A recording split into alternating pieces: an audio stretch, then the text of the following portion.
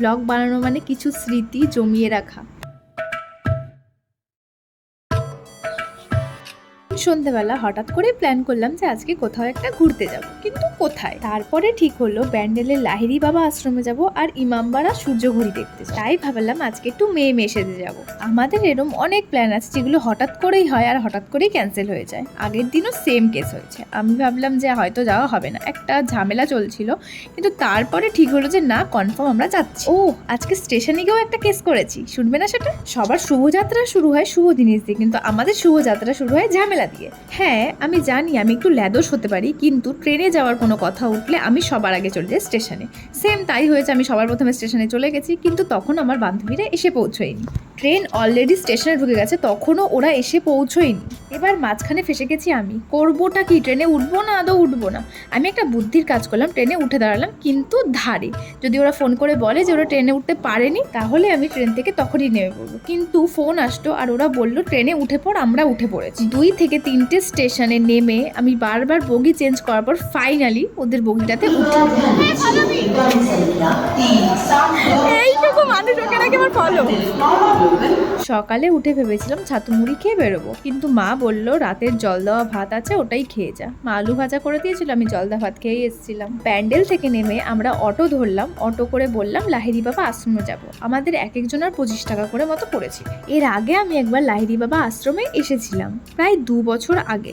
Blog বানানো মানে আমি আগে বুঝতাম না, এখন আমার কাছে এক কথায় মনে হয় ব্লগ বানানো মানে কিছু স্মৃতি জমিয়ে রাখা। প্রায় 20 মিনিট মতো অটোতে করে আসার পর ফাইনালি আমরা পৌঁছই লাহিড়ী বাবা আশ্রম। আর হ্যাঁ, একটা কথা তোমাদের আগে থেকেই জানিয়ে রাখি, এখানে আসলে অবশ্যই একটা ওড়না বা স্কার্ফ নিয়ে আসবে সাথে করে, না হলে ওরা স্কার্ফ ছাড়া ভেতরে ঢুকতে দেয় না। নাও এবার তোমরা একটু ঘুরে দেখে নাও, বাকি কথা পরে বলছি।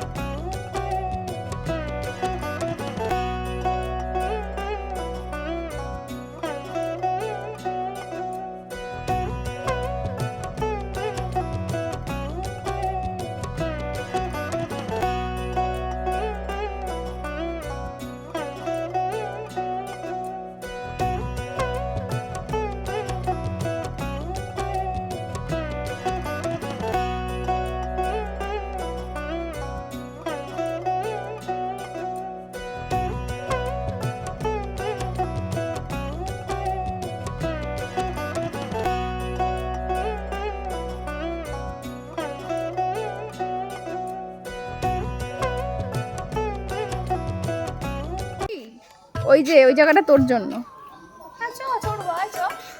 এই যে বাচ্চা মেয়েটার, ওর বয়স কত হতে পারে তোমরা একটু কমেন্ট করে জানিও তো। না, ও তো বাচ্চা বলে দুলে ফেললো, তুই কি করবি? তোকে চড়তে দেবে না।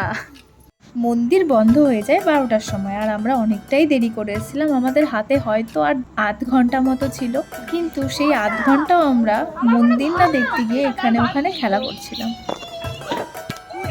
মারিস না, ভিডিও করছে ওর পাছার ধরে। আরে ওঠা, অনেক খেলাধুলো হয়ে গেছে, এবার আসল মন্দিরে যাওয়া যায়। ভেতরে ভিডিও ক্যামেরা অ্যালাউড না, কিন্তু তাও আমি লুকিয়ে লুকিয়ে যেইটুকু পেরেছিলাম সেইটুকু শ্যুট করেছি। আমরা যখন গেছিলাম তখন প্রচণ্ড পরিমাণে রোদ উঠেছিল, আর এত গরম লাগছিল বলার মতো না। এই মন্দিরের একটা জিনিস আমার খুব ভালো লেগেছিল, সেটা হলো এই মন্দিরে ঢুকলেই পা ধুয়ে ঢুকতে হয়। আমার এটা লেটকে গেছে না পুরো। ভেতরেই ছিল একটা ছোট্টখাট্ট খাবারের দোকান, সেখান থেকেই আমরা টুকটাক কিছু খাচ্ছিলাম। খুব খিদে পেয়েছিল না, তাই এর মধ্যেই গার্ড চলে এসেছিল এবং আমাদের ডাক ছিল মন্দির বন্ধ করবে বলে। তাই আমরা বাইরে চলে গেছিলাম, আর বাইরে গিয়ে বসে চাটা খাচ্ছিলাম আর ভাবছিলাম এরপর কোথায় যাওয়া। যতই আমি মেয়ে সেজে আসি না কেন, আমার এই জামাটা পরে এসে প্রচন্ড গরম লাগছিল। কি করব বুঝতে পারছিলাম না, কিন্তু পাপড়ির ব্যাগে অলরেডি আমার একটা শার্ট ছিল নেওয়া, তাই সেটাই চেঞ্জ করে আমরা বেরিয়ে পড়ি ইমামবাড়া যাওয়ার জন্য। অনেক ভাবনা চিন্তা করার পর ভাবলাম টাইম যখন আছে তখন যাওয়াই যায়। ইমামবাড়া আমরা টোটো করেই যাচ্ছিলাম, হঠাৎ করেই রাস্তায় ভীষণ বৃষ্টি শুরু হয়ে যায়। ইমামবাড়া যেতে যেতে ওয়েদার অনেক ঠান্ডা হয়ে গেছিল, আর সেই ওয়েদারে ইমামবাড়া দেখতে এত সুন্দর লাগছিল বলার মতো না। কিন্তু এত দূর আসার পর আমরা জানতে পারি যে এখানে টিকিট করে ঢুকতে হয়, এক একজনের 20 টাকা করে। এবার এত দূর এসে না ঘুরে তো চলে যেতে পারি না। জায়গাটা না খুব সুন্দর, খুব শান্তির জায়গা।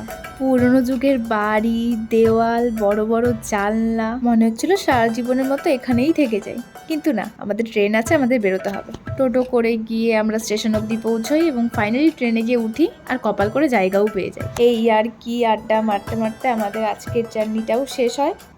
তাহলে আজকের মতো টাটা, দেখা হচ্ছে পরের ভিডিওতে।